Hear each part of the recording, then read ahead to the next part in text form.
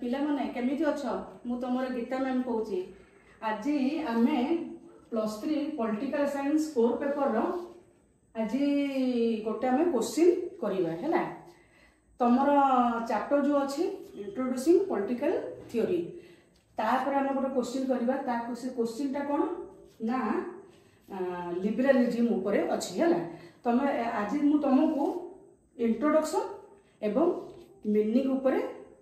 तुमको आज मु कहिबी जे लिबरलिज्म रो मीनिंग कोन आउ तार इंट्रोडक्शन कोन हो दरकार सेटा ऊपर मु आज तुमको कहूची हैला ना लिबरलिज्म केबे आसीतिला तार इंट्रोडक्शन केबे इंट्रोड्यूस केबे करा जायतिला सेही ऊपर मु आज तुमको कहूची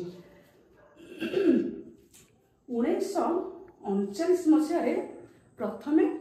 लिबरलिज्म रो बा लिबरलिज्म शब्दटी व्यवहार करा जायतिला स्वाधिकार एवं उदारतार समन्वय उदारवाद आदर्श आधारित ह्यूगो ग्रुसियस एवं जॉन लॉक कर दर्शन उपरे आदर्श उदारवादर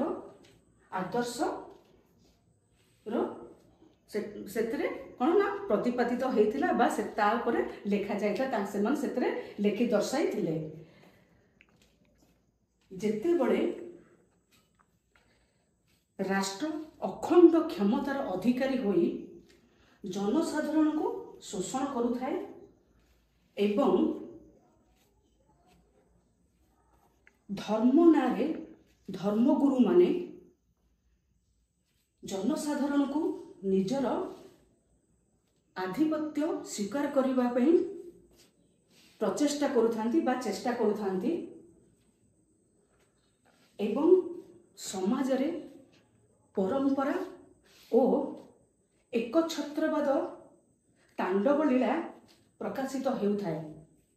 ठीक सेतिकी बेले जनसाधारण को उद्धार करिबा पई कि एई उदारवादर जन्म होइथाए राष्ट्र और सरकारकर प्रादुर्भाव व्यक्ति को रक्षा करिबा एवं तार जीवन को सुखमय करिबा ही एई उदारवादर सृष्टि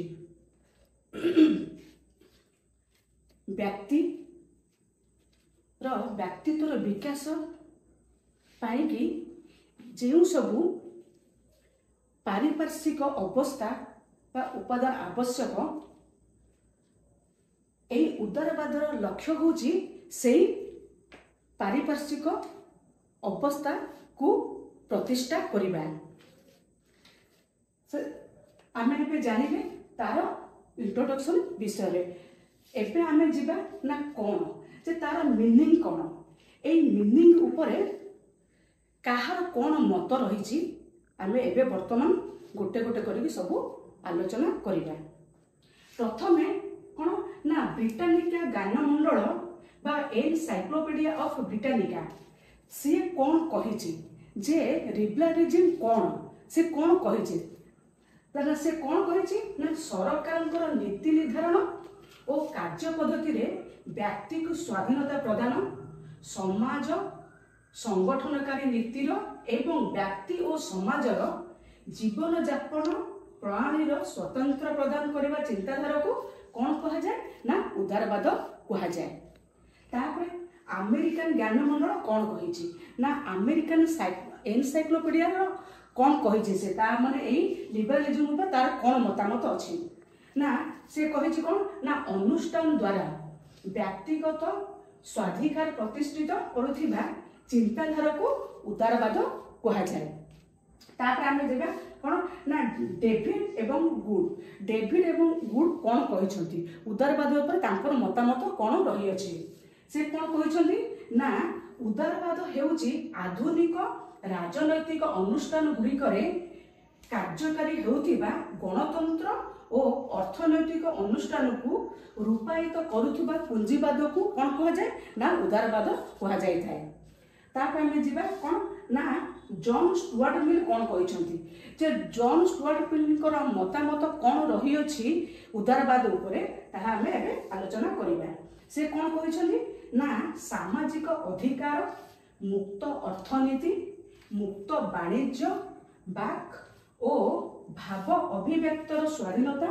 एवं संगठन स्वाधीनता को उदारवाद कहा जाए।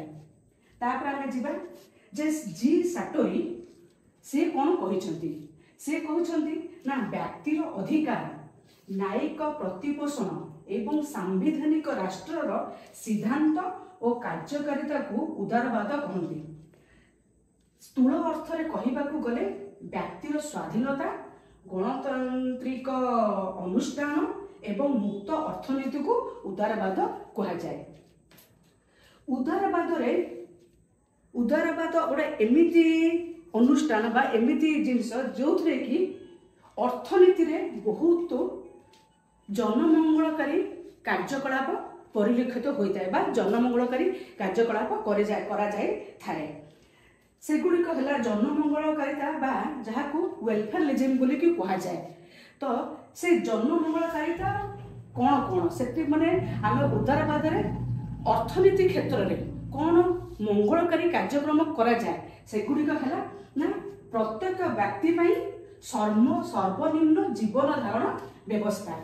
तापर द्वितीय कौन है ना अर्थनैतिक दृढ़ता और प्रगति प्रतिष्ठा।